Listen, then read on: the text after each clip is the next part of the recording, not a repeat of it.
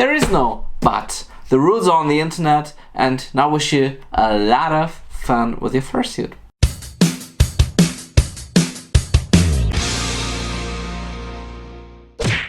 Hi ho my flauschies, welcome to my new video. 2 weeks ago I made a video about ruining the magic, and as far as I've seen the discussion both on Facebook and on YouTube, there are some critical points and some points you wanted to talk about. Therefore I asked myself, who is the one you're fursuiting for? And are there any differences? In this video I want to show your comments and talk about them and come to kind of a solution. I found 2 possibilities for people to fursuiting. And the first possibility is for other people. Eclipse the Dutch Angel Dragon writes, in my opinion, the only time you should break the magic is when you're in danger or in risk of heat stroke and can't make it to the Headless Lounge, or you're feeling sick, your health is more important than the magic. Also about speaking, should be up to the person who wears that suit, not others. I personally don't like if the voice fits the character. The character could look big and mean looking, but have a soft, gentle voice. That's just my opinion, and it's okay if no one agrees. To be honest, this is the good point that didn't really come out in the last video about ruining the magic. Of course, you can and need to take off your fursuit hat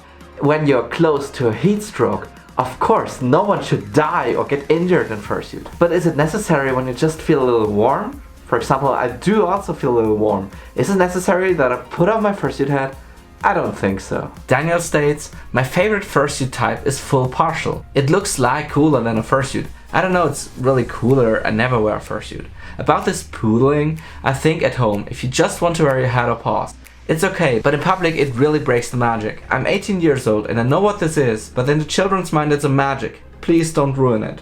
Hello from Hungary. Most small children don't really see a difference between a big cuddly animal and a big plushie. They don't think, hey, this fursuiter or this cuddly furry animal is a human and there is someone underneath this big costume. I think it is important to keep this in mind. Thomas Walker says, for me I wear my fursuit with a suit and tie. This can be very difficult because I can't find a shirt that can fit my body and fursuit hat together. Sometimes without any choice, my neck and wrists shows when I'm moving about as I'm not wearing paws, but instead leather gloves to fit the look. But luckily nobody has complained and even the public really enjoyed looking at Thomas. They sometimes call me Mr. Todd or Fantastic Mr. Fox. Actually, of course it can happen that you show some skin, unintended. And for example here, if the fur is getting much higher, or for example if you wear a long shirt and you see some fur here, this is something that could happen, and there is no reason to blame people for this, as long as you try your best to hide it. The second possibility is for yourself. Marishik states, I see fursuiting as an escape from reality. Being a character you wanted to always be, making up a personality maybe you wanted, and so on, just to escape. It's all cute and enjoyable, entertaining at times, but it's still you underneath the suit. The real you, the human being that created the new character. The you that after the con I actually want to meet, not the Sona. I'm okay with any kind of fursuiting. Everybody is free to make their choice. For example, my BF is not heat resistant, so he has a partial. Trust me, even without the suit he can't stand heat. And he also talks a bit in it, and it's really cute. That character is an extension of him, the human being. Take care and stay fluffy, y'all. Indeed, you're buying and using the fursuit for yourself, and not for any other person who tries to make rules that you have to follow. Oh my god! I finally got my fursuit! Okay, give me a second, I need to put it on now. Alright, but you're not allowed to show any skin.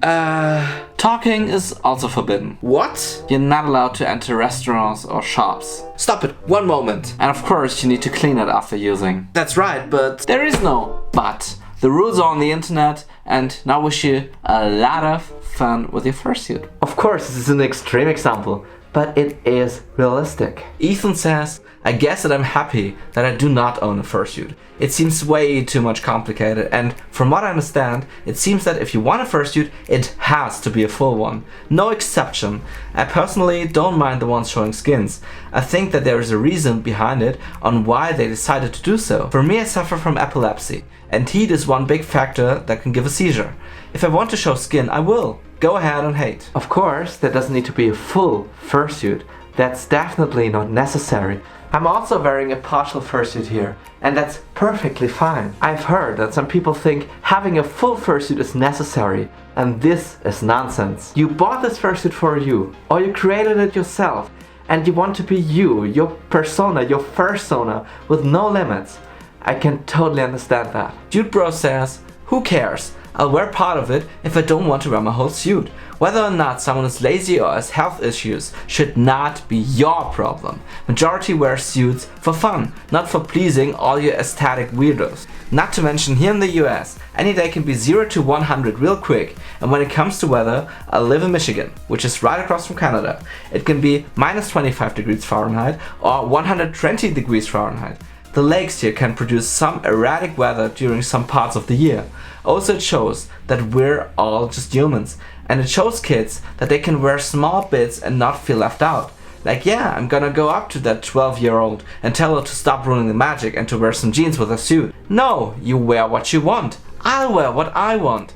Get over yourselves. Rant over, oh my god. This argument, although it's really direct, is really valid. I can relate to it. It's understandable that the weather can really be hard sometimes, but I wouldn't compare it to wearing normal clothes. In daily life, you can wear whatever you want unless you're not naked. But fursuits have kind of an image for kids.